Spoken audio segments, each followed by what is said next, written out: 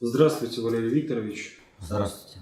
Здравствуйте, уважаемые телезрители, аудиослушатели, товарищи в студии. Сегодня 24 сентября 2018 года.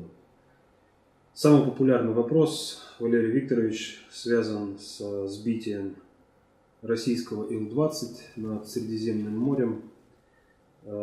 И, собственно, основной вопрос, что это было? Это случайность или провокация? Никакой случайности. А если провокацию, то провокация чего? Это вот с точки зрения управления глобальными процессами и социальными сложными суперсистемами. Если же говорить о практической политике, что нужно сделать сейчас для того, чтобы выровнять, то это, безусловно, как сказал Путин, это похоже на цепь случайных совпадений. Вот с этого будем и решать. Хотя, безусловно, и наше Министерство обороны возложило вину на Израиль. И государь это дело подтвердил, что это заявление сделано в полном согласовании со мной. То есть, о чем идет речь? С Израилем у нас весьма специфические отношения. В общем-то, у Израиля специфические отношения со всеми странами мира. Всем, кому Израиль, что называется, должен, Израиль всем прощает. Поэтому, когда мы идем навстречу Израилю, это Израиль считает не то, что ему навстречу идут, а им вот сказали в мягкой форме, так скажем, да, вот у нас есть озабоченность, если вы поставите С-300 Сирии. Мы из Сирии не поставили С-300. Но так это с нашей стороны как бы услуга и взаимодоговоренность. А со стороны Израиля это выглядит совершенно по-другому. Мы им приказали, они сделали. И мы им ничем не обязаны. Мы их вообще ни во что не ставим. Это положение надо менять.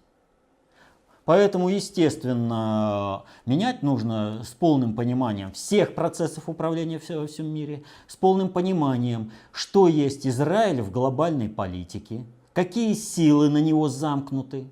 Вот. И, соответственно, этому Путин сейчас на основе заявления Министерства обороны о том, что Израиль полностью виновен в сложившейся ситуации, в произошедшем, и то, что это либо цепь случайностей, либо как минимум непрофессионализм, решать этот вопрос уже в практической сфере. А что же реально произошло? Вот если мы будем брать вот статическую вот эту картину только со сбитым Ил-20, мы не поймем ровным счетом ничего. Нам нужно понять, вот аналитика, она выстраивает мозаичную картину.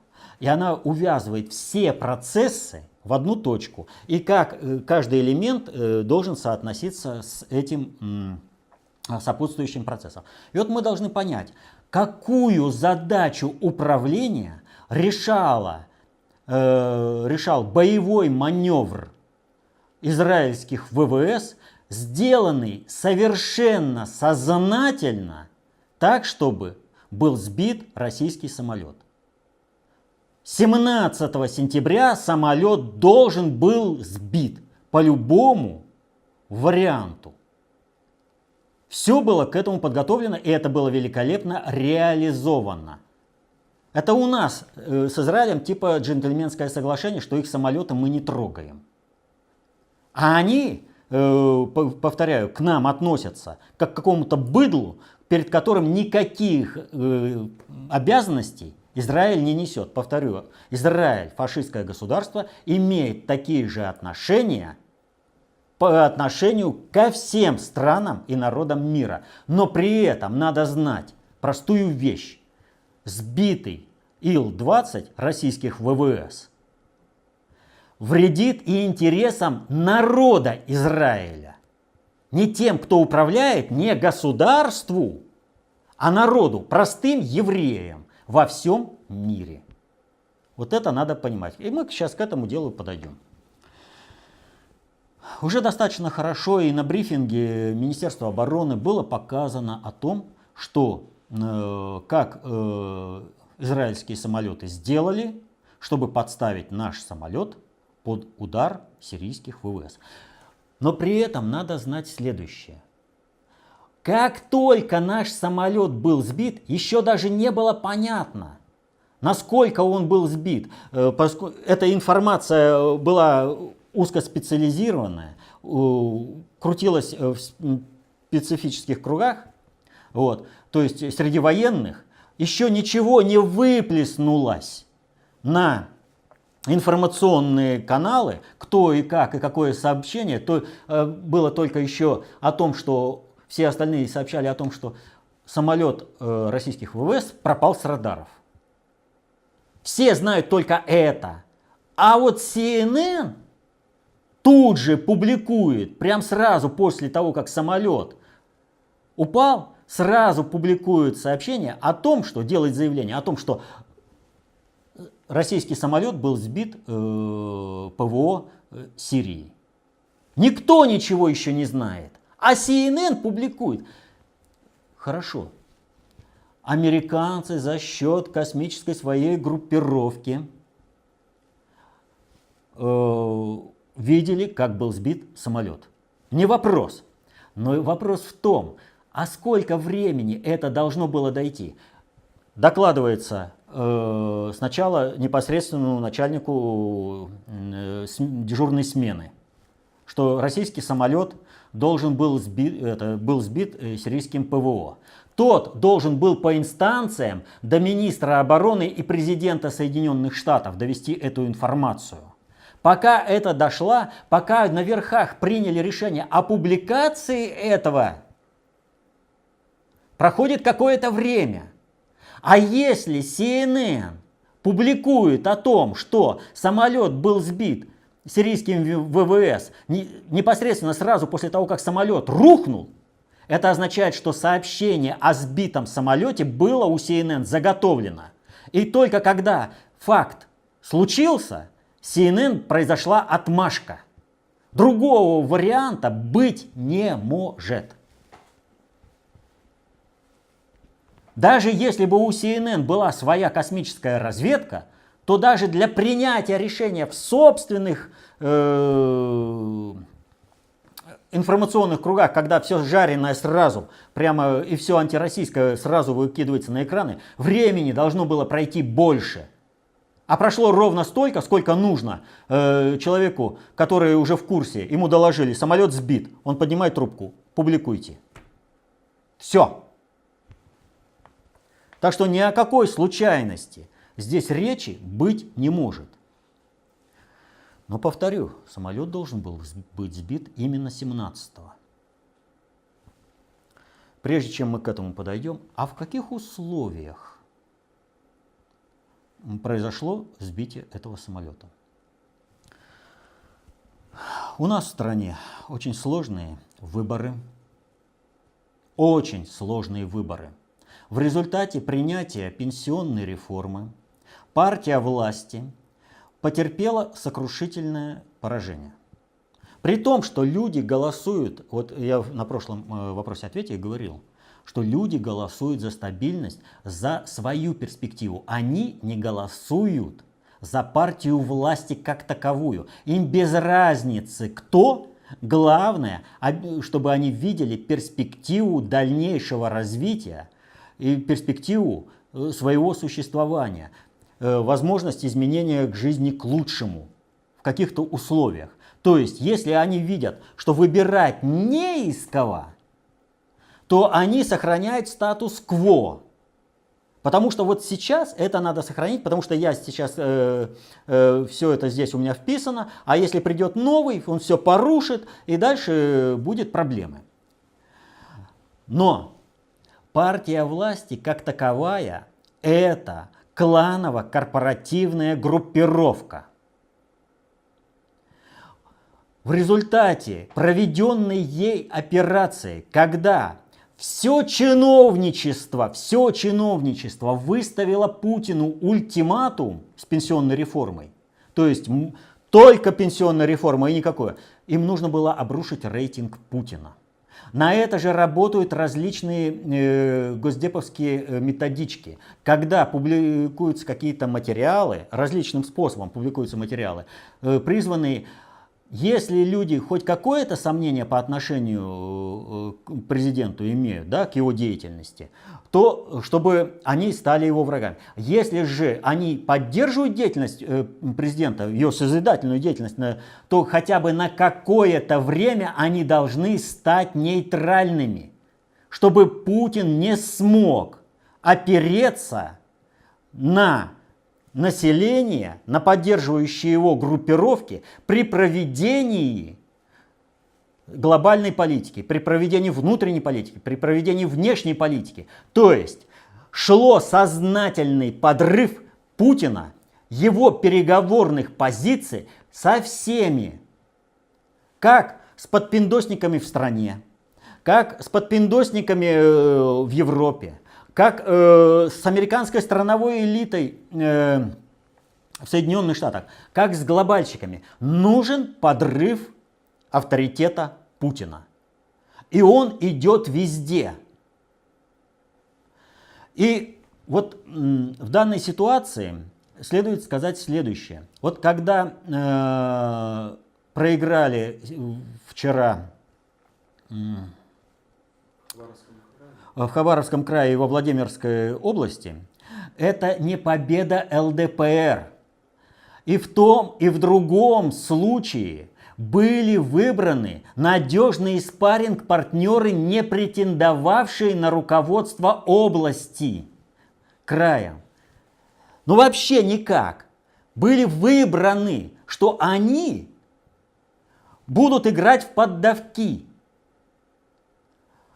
Но результаты деятельности и Шпрота, и Шпорта, прошу прощения, оговорился, и Шпорта, и Орловой таковы, что люди просто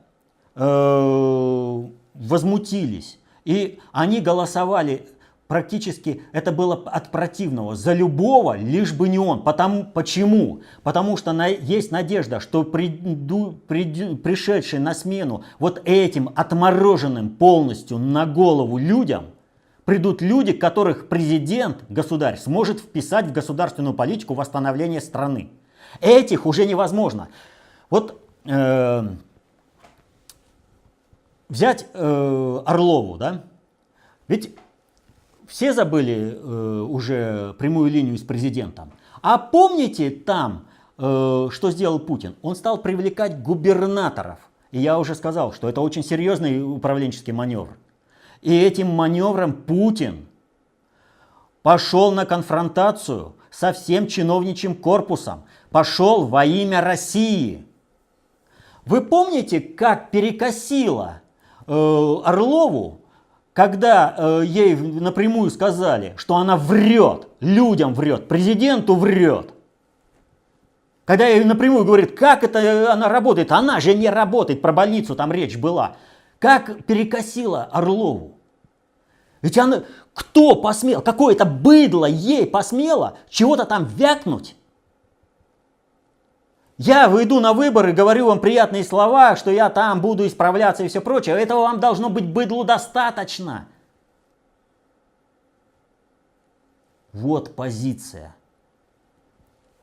Теперь обратим внимание, насколько они вообще не понимают управления, насколько они опасны для государства. Это вот смотрим по Шпорту. Ну уж великолепно. Выбирает идеального спарринг-партнера. Идеального. Но при этом почему-то политтехнологи, кстати, вот они считают, что деньги заплатил, и политтехнологи все сделают. Но политтехнологи, вот, они ничего не знают. И Шпорт выбрал самых, извините, вот, ну я не знаю, уровень интеллекта политтехнологов, которым бабки загнал в Шпорт. Вот вы представьте себе, смотрят в первом туре.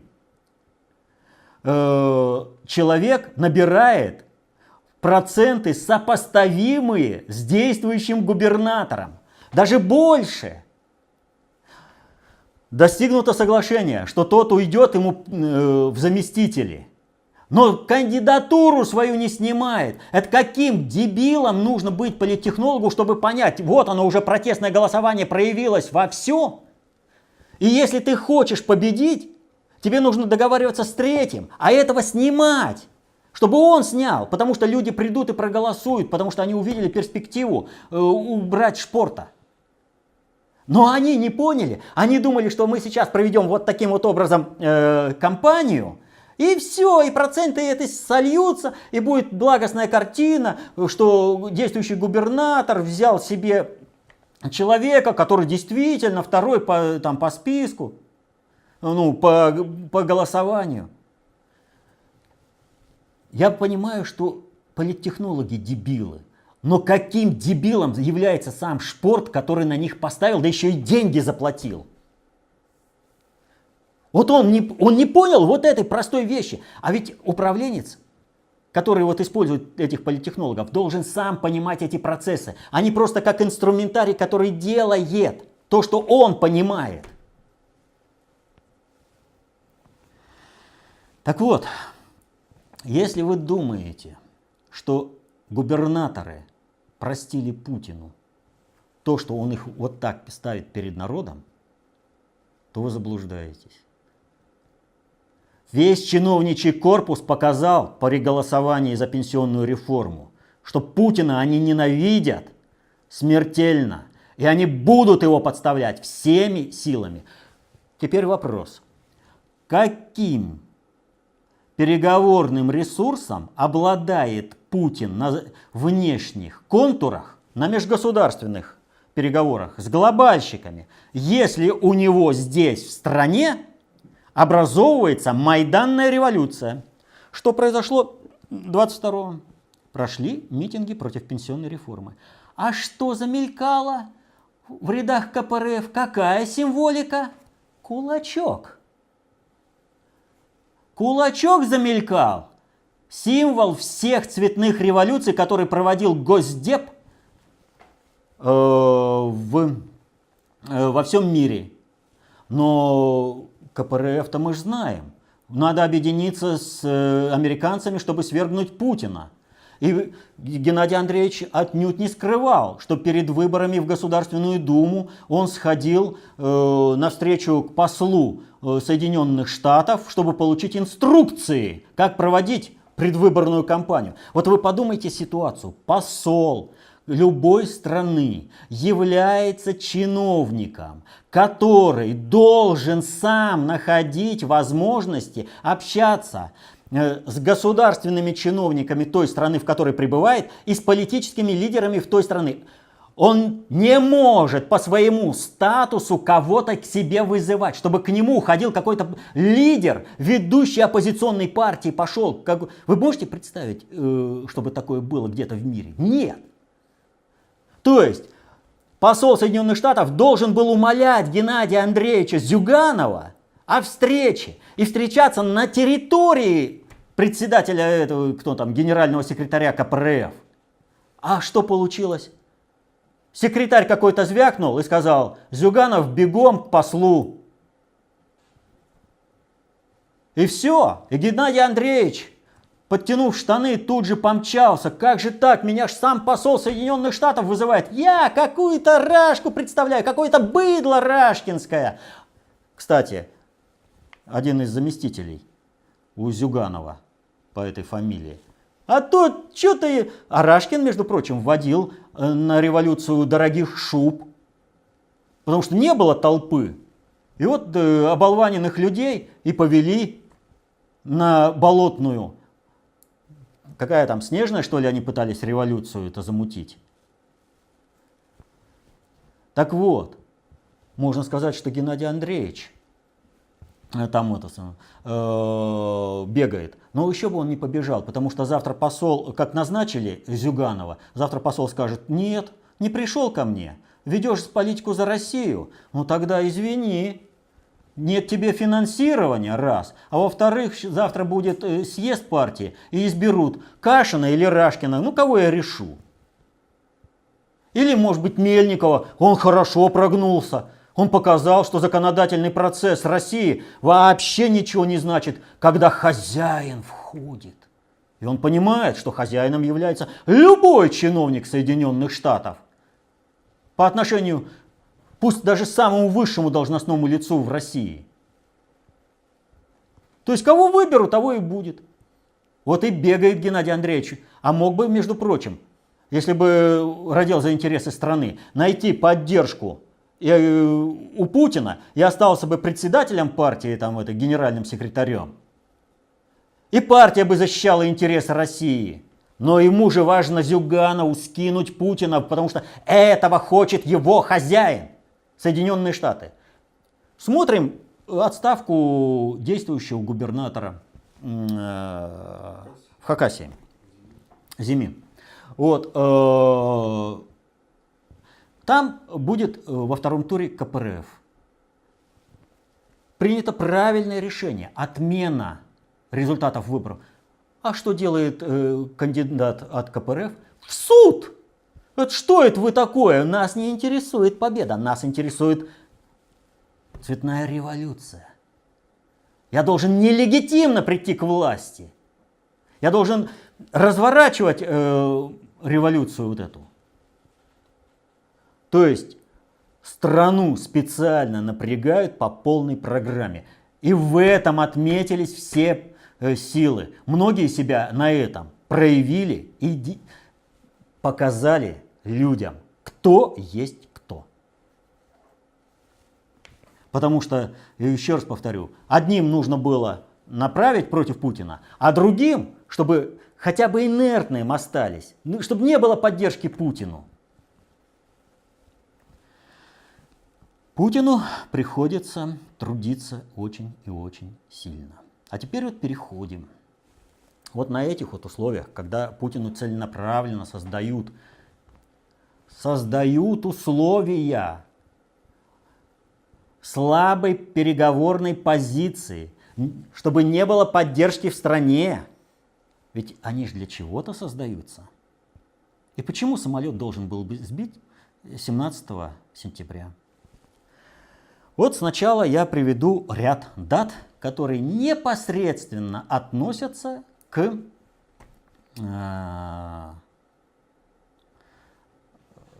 сбитому самолету. Итак, 1394 год, 17 сентября, французский король Карл VI своим указом изгоняет евреев. 1787 на Конституционной конвенции в США принята Конституция США. 1793 год. Во Франции принят закон о подозрительных, объявляющий врагов народа всех, кто не получил свидетельство о благонадежности. 1794 год. Восстание Костюшка. Вот. Это сражение у Крупчиц, закончившееся победой русской армии. А восстание Костюшка проходило с марта по ноябрь 1794 года. 1922 год. В Берлине состоялся первый публичный показ звукового фильма. О чем это я сейчас вообще? 1922 год. В Москве состоялся первый в России радиоконцерт. Начало радиовещания Радио Москва. Я вообще сейчас о чем? Ну, умный этот самый скажет: конспирология! Действительно, вот конспирологи, вот эти даты моментально выведут на божницу, и это все вот на них замыкается по полной программе. Вот. А если без всякой конспирологии посмотреть, то люди, которые вот объявят по этим датам конспирологии, они вообще что-нибудь знают о жизни, вернее, об использовании ритуала в обычной жизни. Вот что-нибудь, например, дни рождения. Когда вот ходят на дни рождения, выбирают подарок, что сказать на дне рождения во время тоста, какие цветы купить женщине на свидание там, или еще. А как это все обусловлено? А все связано с какими-то датами. Принято, не принято. К чему это отсылает? Каждый посыл в жизни, он к чему-то отсылает. И, соответственно, этому имеет опору в прошлом, согласно второму приоритету обобщенных средств управления, хронологическому. Матрично-алгоритмическому, второе название. То есть, пусть об этом подумает. Но мы не про это. Здесь можно говорить и говорить, но нам как бы ближе к тому, почему же самолет-то был сбит именно 17 числа. Люди, которые более наблюдательные за текущей жизнью, скажут, а что у нас произошло 17 числа? А 17 числа произошло следующее. Произошел брифинг Министерства обороны Российской Федерации по новым обстоятельствам сбитого Боинга на Донбассе. 17 числа прошли переговоры Путина и Эрдогана за 4,5 часа, которые завершились соглашением по деэскалации зоны в Идлибе, напряженности зоны в Идлибе. 17-го Меркель приняла решение об отставке главы внутренней разведки.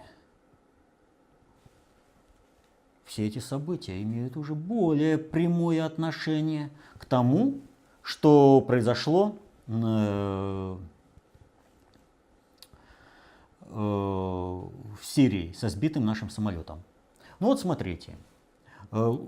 Причина, по которой Меркель отправила в отставку, это несогласие с трактовкой событий в Хемнице и связанных с этим. То есть вопрос с миграцией. Откуда взялась миграция? В результате арабской весны,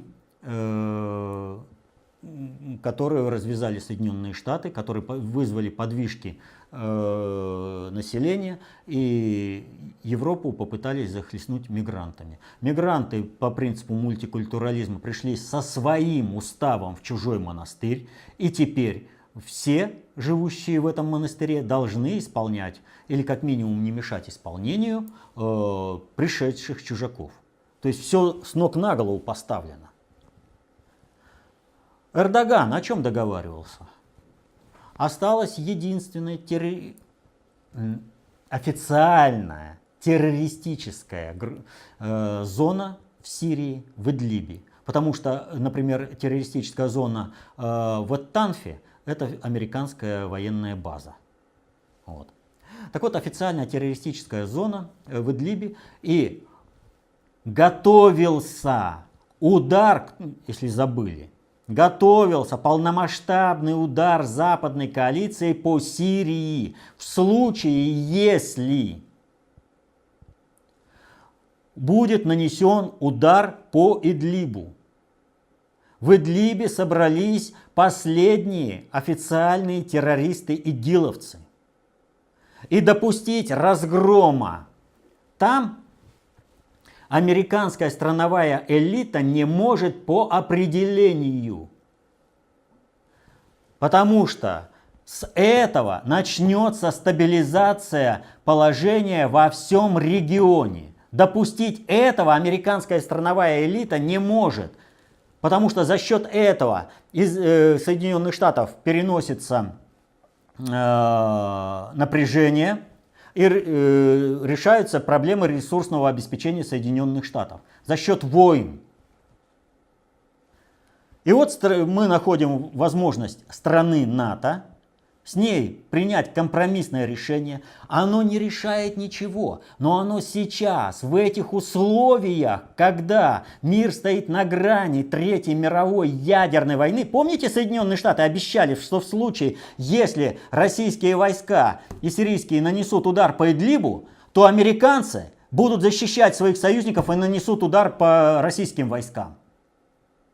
Американцы это обещали, что в случае, если по террористам в Идлибе будет нанесен удар, по российским войскам Соединенные Штаты нанесут удар. Вот. Теперь смотрите.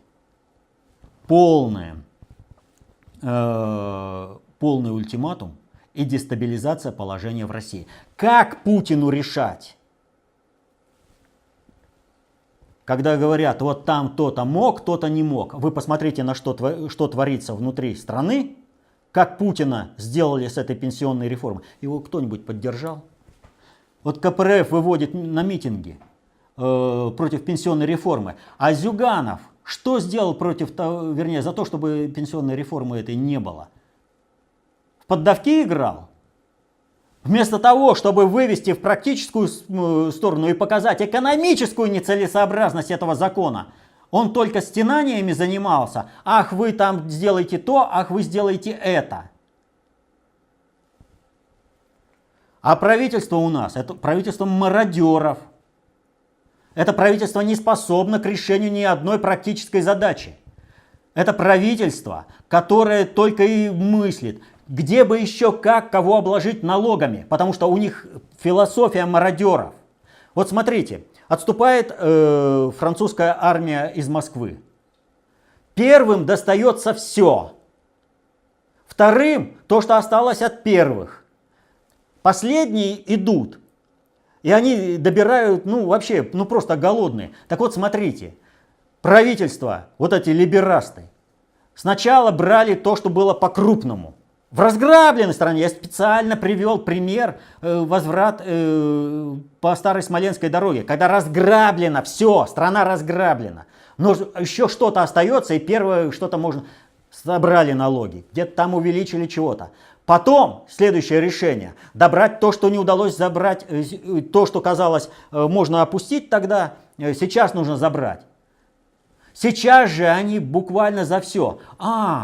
Вы там тортики пекете? Что это вы не платите? Вы яблоки в своем саду выращиваете?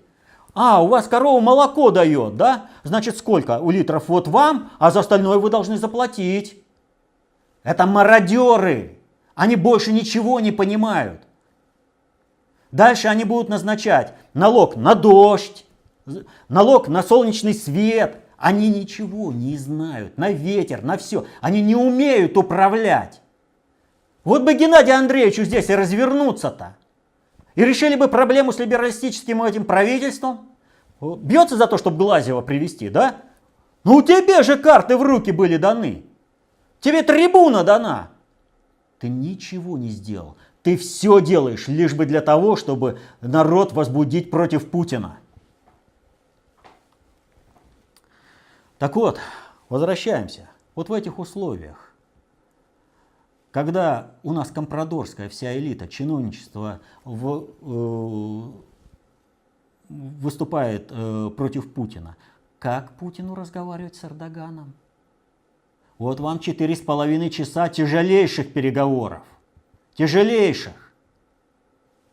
Потому что Эрдоган однозначно будет использовать внутренние неурядицы для того, чтобы улучшить свои переговорные позиции. У него очень плохие перспективы.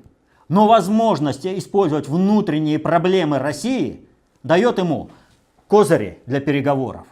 Для кого старается Геннадий Андреевич? Геннадий Андреевич хочет, чтобы в стране не падали бомбы. А чего он тогда Майдан здесь закручивает? И все КПРФ, вот по лидеру вот в Хакасии, да? Он такой же майданщик, такой же подпиндосник. Он также хочет, чтобы страна захлебнулась кровью. Но лишь бы его хозяева в Америке были довольны.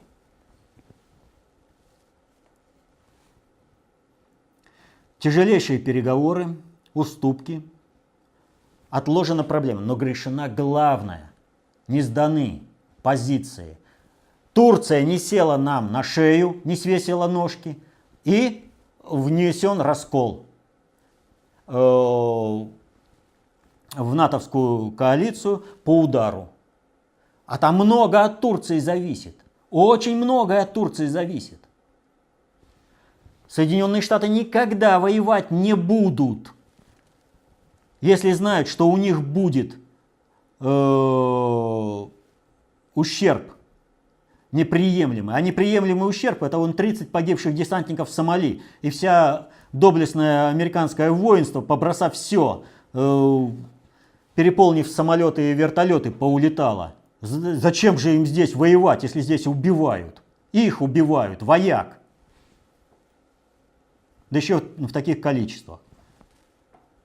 Путин на дипломатической основе переиграл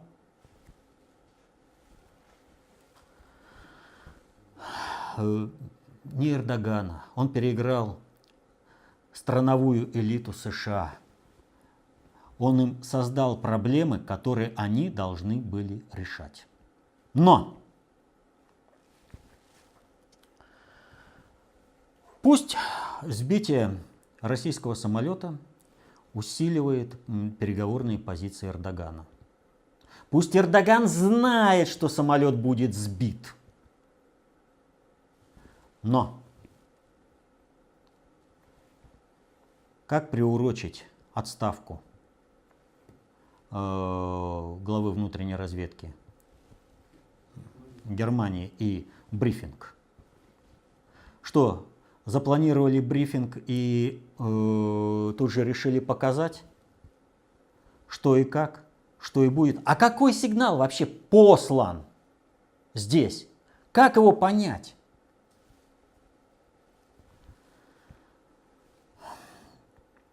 Значит, прежде всего, по брифингу.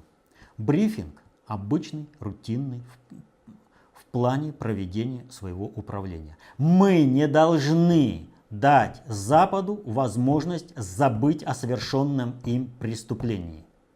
Не должны. Мы все время должны держать этот процесс в горячем режиме с возможностью проведения международного трибунала над теми, кто сбил этот самолет. А для этого мы не должны сливать всю информацию сразу. Мы ее должны на определенных промежутках времени понемножку оглашать. И обратите внимание, раньше, вот сейчас вот ума палата аналитики, особенно украинские, вот, кстати, про украинских аналитиков. Вот многие смеются над Ковтуном. А почему? А вот он так дебильно говорит. А что не смеемся над Кудриным, Шуваловым, над Медведевым, Голиковой, над Рогозиным? А они говорят точно так же, как Ковтун, только в более завуалированной форме, более прилично. Ковтун рубит правду матку. Мы под Соединенными Штатами и должны обслуживать интересы Соединенных Штатов. Но ровно то же самое говорят все, без исключения представители этого либерасного правительства. Все. Но смеются над Ковтуном. Потому что позволено. Или не понимают, что говорят. Но действия это говорят о том, что они же убийцы России. Они мародеры, они стремятся добить Россию. Набиуллина все делает, чтобы уничтожить Россию. Вместе с Высшей школой экономики. Они же, имеется в виду Набиуллина вместе с Высшей школой экономики. Все делают для того, чтобы уничтожить Россию. Так вот, по этим аналитикам и по брифингу. Забыли, говорят, раньше-то у вас и самолетик был. Правильно, был. Он никуда не делся. Есть информация. Есть данные, это объективные данные контроля. Все есть. Просто нужно все делать пошагово. И пусть каждый орет, что ему вздумается. А вот это все будет складываться в один архив. Каждый, кто сказал, все будет запомнено. А потом, они же забывают, они думают, событие ушло, можно говорить там, в связи с меняющимися событиями. А мы планочку держим. Вот поэтому брифинг. И из-за этого брифинга, который обычный, рутинный, самолет сбивать не надо. Значит, какой-то другой посыл.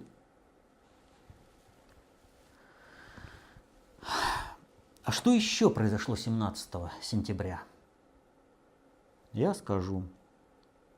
Об этом событии знает каждый гражданин Белоруссии.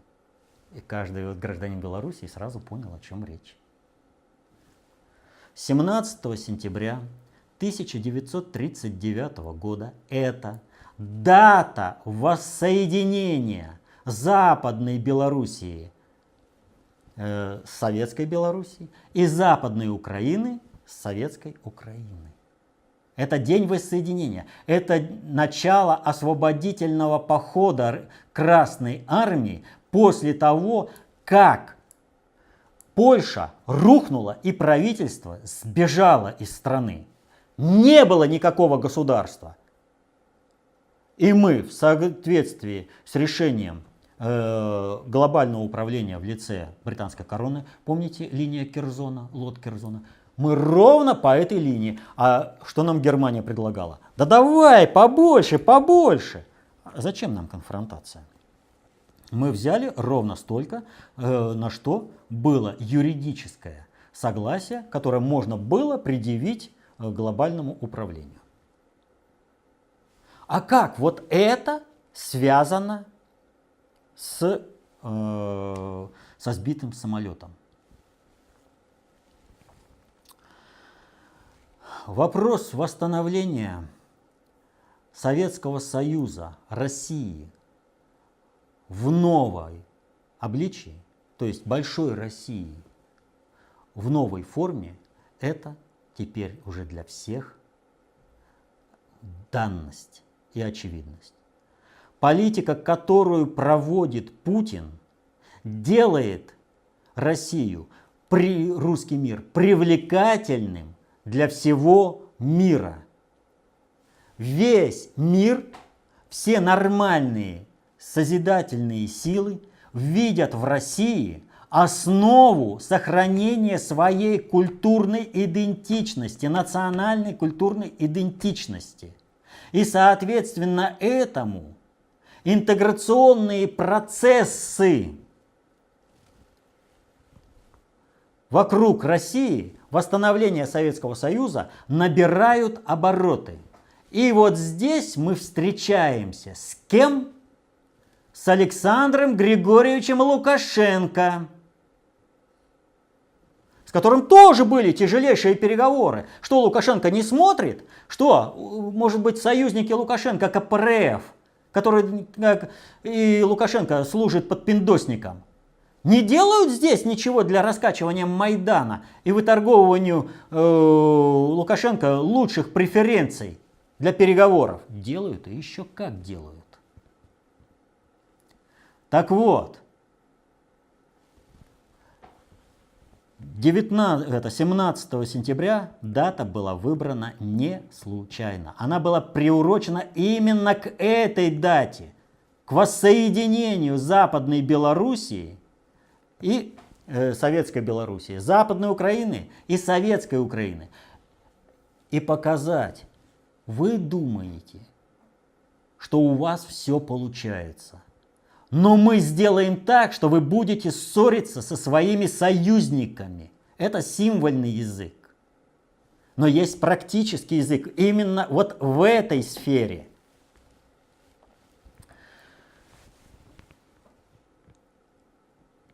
Без России Сирия бы не выстояла. Но принять участие России в сирийской войне глобального предиктора подвигло то, что создаваемый им центр концентрации управления в виде Ирана со своей задачей не справился. ИГИЛ не победил, не выдавил его в Европу и в Россию, потому что американская страновая элита не стала играть по правилам. Она стала полностью накачивать ИГИЛ, а у Ирана силы не хватило победить. Но у Ирана и до этого сил не хватило победить Ирак. Для этого Ирак опять же снесла западная коалиция. Иран двинулся. Дальше. В Сирии. В Сирии Россия вошла настолько хорошо, настолько устойчиво, что Иран не может претендовать на то, чтобы стать центром концентрации управления, пока Россия в Сирии в прежнем качестве. Иран не сможет выполнить свою роль центра концентрации управления, пока там есть Россия. Потому что пока там есть Россия, Россия не даст выполнить главную задачу по установлению центра концентрации управления – это уничтожение государства Израиль вместе со всем народом. Россия не даст этого сделать, как бы правительство Израиля к России не относилось, как бы она не считала, что они там приказывают, а Россия только исполняет, как и все остальные страны мира. Не надо путать государство и народ. Как бы я ни относился к Якову Кедми, но он бьется за свое государство, народное государство, по полной пределе. Но, к сожалению, в государственном управлении таких, как Кедми, мало. Но зато есть люди, которые, как и в Варшавском гетто, которые евреи вспоминают с ужасом, была своя еврейская полиция, которая помогала уничтожать евреев. Так вот, в государственном управлении Израиля достаточно много людей, которые просто-напросто готовы уничтожить народ Израиля вместе с государством для того, чтобы были достигнуты другие цели. Такие провокаторы всегда это делали, и уничтоженных евреев называли отсечением сухих ветвей. Нас подписывают под этот сценарий. Суть заключается в следующем. Россия стала слишком привлекательной во всем мире. К России потянулись. Россия стала центром концентрации управления. Политика Путина работает на восстановление суверенитета России, ее экономической и политической мощи. Значит, нужно запустить в России такие процессы, которые бы Путину это не дали. А на внешнем контуре вписать совершенно другую ситуацию. Как вот это событие сбития нашего самолета Ил-20 связано с терактом в Ахвазе в Иране? Прямым текстом. И вот теперь мы подходим к тому, что решает эта задача уже в плане практической политики с полным, вот это вот то, что решает она в практической политике, полностью является обоснованием того, о чем я говорил. Почему именно 17 сентября? Кстати, 17 сентября, несмотря на то, что эта дата в Беларуси очень и очень знаковая, много топонимов, улицы называются, площадя называются. На Украине, например, только в одном городе, я знаю, есть улица 17 сентября, это в Бердянске, а больше я нигде не встретил. А вот в Беларуси масса, просто вот вообще масса. И когда нужно заигрывать с народом, Александр Григорьевич вспоминает про 17 сентября. А когда он считает, что быдло можно игнорировать, он про него забывает. Как, впрочем, в этом году он решил сделать так вот. Встречаясь с рабочими на предприятии, он так, поздравил коллектив. А чтобы не поздравить-то все население Белоруссии? А потому что у него другие цели. И интеграционные процессы в едином государстве не входят в его эти цели. Так вот, что происходит? Иран не справился с возложенной на него задачей и естественным образом стать центром концентрации управления. ИГИЛ разгромила Россия. Соответственно, этому в этом регионе Россия стала центром концентрации управления, и все обратили внимание, посмотрите, все конфликтующие стороны, между собой конфликтующие стороны, все разговаривают с Россией. Потому что Россия центр концентрации управления. Такой стороной должен был стать Иран, но он не состоялся. Россию можно оттуда убрать. Да, какими-то способами можно там поддавить, но тогда встанет вопрос. А у Ирана есть ресурс на выполнение поставленной задачи на уничтожение Израиля. И выясняется, да, есть. Но это будет пиррова победа, после которого речь о том, что Иран станет центром концентрации управления, не стоит вообще. И тогда снова опять Россия выходит на первый план. А как бы сделать так, чтобы Россия превратилась в мартышку, которая будет таскать каштаны для хозяина из огня? Гениальнейший план. Агентура глобального предиктора, которая там в лице спящих, задействуется американской страновой элитой для совершения провокации против России.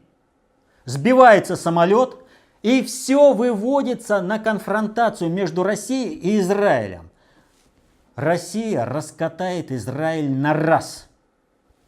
В России большой процент еврейского населения находится в управлении. Чиновничество все выставило ультиматум Путину. Россия взрывается изнутри в результате цветной революции, которую поведет Геннадий Андреевич Зюганов. Россия прекращает быть субъектом концентрации управления. И выходит Иран, чтобы Ирану был повод дальше продолжить. Вот вам теракт в Ахвазе. Россия должна для Ирана уничтожить Израиль, получить на себя полную ответку еврейской диаспоры со всего мира, рухнуть как государство, расколоться на множество мелких частей, а Иран в результате этого приходит на это готовое и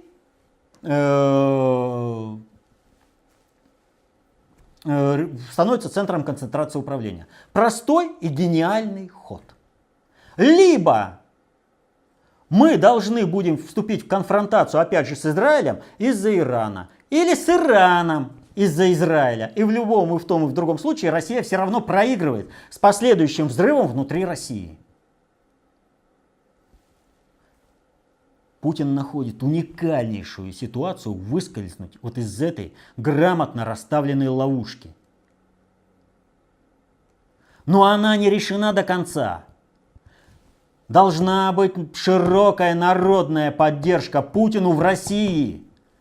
Не будет ее, кровью захлебнемся. Мы, Россия, приговорены к уничтожению.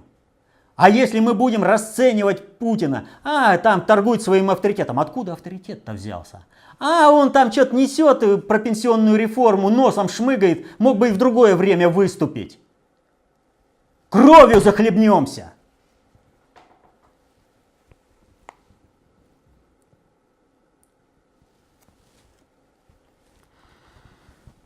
Так вот, сбитый именно 17-го, это символьный посыл. Никакого возрождения России не будет. Полет, который вы проводите по плану, будет прерван в результате широкой волны провокаций. И вас столкнут с вашими союзниками, как пытались столкнуть с Сирией. Но прекрасное заявление министра обороны России сегодняшнее. Прекрасное. Вот как он сказал, так и нужно делать. Кто не понял, я сейчас комментировать не буду.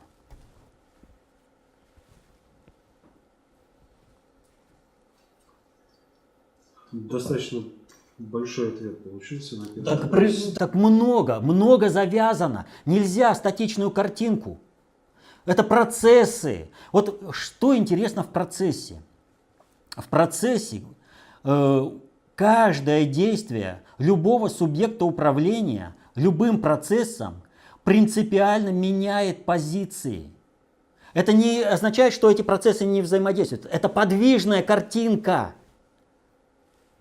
А если судить статичными картинками, вот тогда, вот что это вот вы сказали, а этого не произошло, а вот это. Да потому что есть действие, есть противодействие. И нужно видеть процесс, не картинку. Аналитика. Все теоретические основы изложены. В принципе, как бы можно и книгу написать по аналитике. Что такая аналитика, как пособие? Потому что все, что вот сейчас написано по аналитике, ну это такие слезы, что